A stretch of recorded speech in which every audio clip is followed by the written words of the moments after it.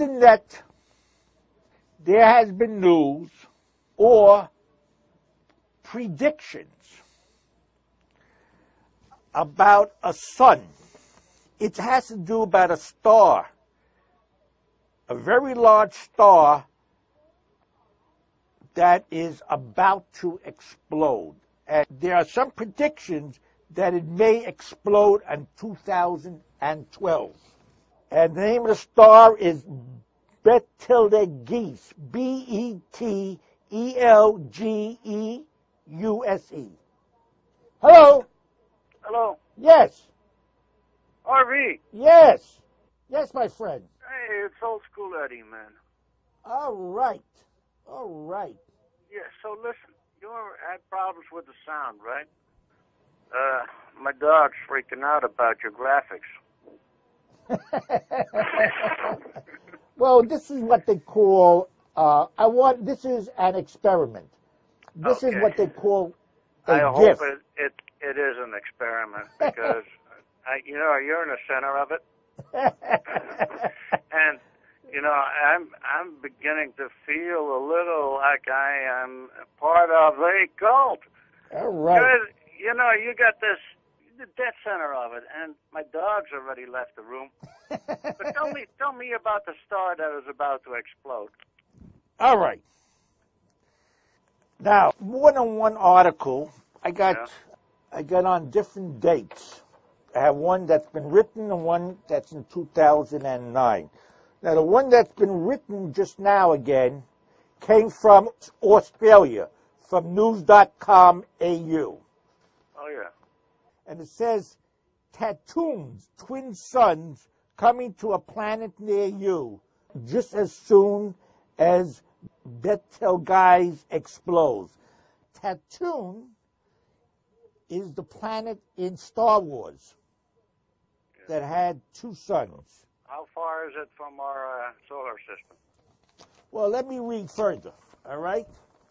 And it says that any day now we will see a second sunlight up in the sky, if only for a matter of weeks. The infamous red supergiant star in Orion's nebula, Betelgeuse, I hope I'm pronouncing it right, is predicted to go gangbusters, and the impending supernova may reach Earth before 2012. And when it does, all of our wildest Star Wars dreams come true. The second biggest star in the universe is losing mass, a typical indication that a gravitational collapse is occurring. Well, I better make up with my girlfriend. I think you better.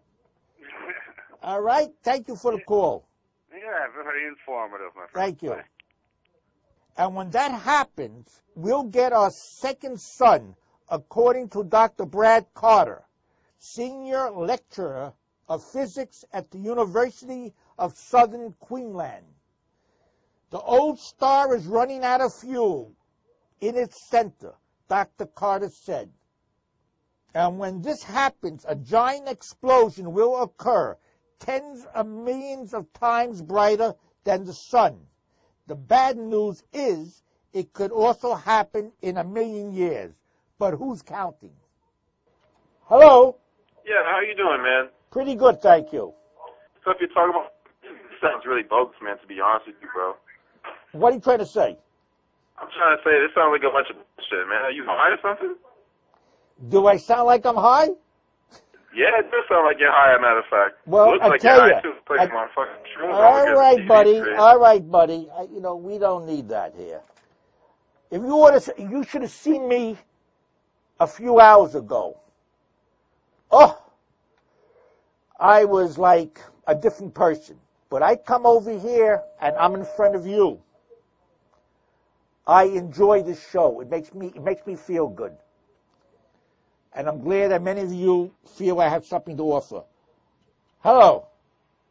Hey, RV, don't let these guys upset you, man. I'm not upset. Go ahead. I'm not. Go ahead. Okay, because they keep calling you. You said call back. Listen, you know, I like your show, and even we're not on the air anymore, that doesn't matter. Right.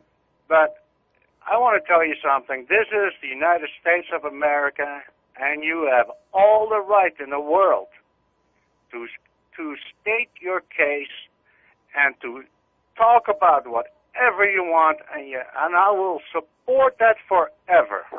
I appreciate that, but I got to be careful. I got to be careful. I got to be careful too. Yeah, but you know, there are a lot of zanies out there. I realize that. You know, but you know, it's when I watch TV, it's all so scripted. You are right off the cuff, and you put yourself out there, and you got these guys calling in and criticizing you or telling you got a cute face or whatever wackos there are. You know, I asked you, I called before, old school Eddie, remember? All right. I asked you, where was the sun? Where was this supernova? You know, how far? Right. I don't know if you remember, Yes, but yes. I'm interested in that. Yeah. And I'd like to hear what you have to say about that, you know? So I hope that you also let the serious scholars come through. You know, I take the calls as they come in. I see. And I'm not a detective. And I have to feel out the calls. Yeah, but once this starts sounding weird, I wanted to listen what you had to read in that piece of paper. All right. You know, and then when the wackos call in, you know, you keep them on too long. You got only, 27 minutes? Yeah.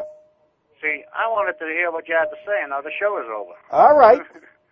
So maybe next time you say, is there anything, you know, concrete you want to say? Well, if you not, know something? If not, just say bye. Boom. Well, that's right? why I read that article. Did you hear me reading that first article? No, I didn't. All right. This is the first time I see you. No. Well, I had this great article from the New York Times. I read excerpts.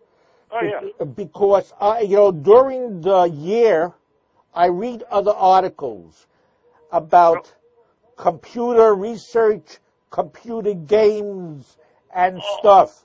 And you know this who had you to should do with interview? it. What? You know who you should interview? Oh. This guy, he was, what's his name again? He was in the factory with Jobs. You know, when Apple first started in the garage. His name is Bill Etra. William Etra. And he still gets invited to all the hacker conventions and the computer. He's got one leg. He's really bad off. He lives somewhere in New Jersey. And he used to build these machines. He even worked at Palo Alto for the government at one point. All right. I have to go off now. Okay. All right. When is your next show? Next Friday. Okay, I'll talk to you then. I'll see you then. Bye.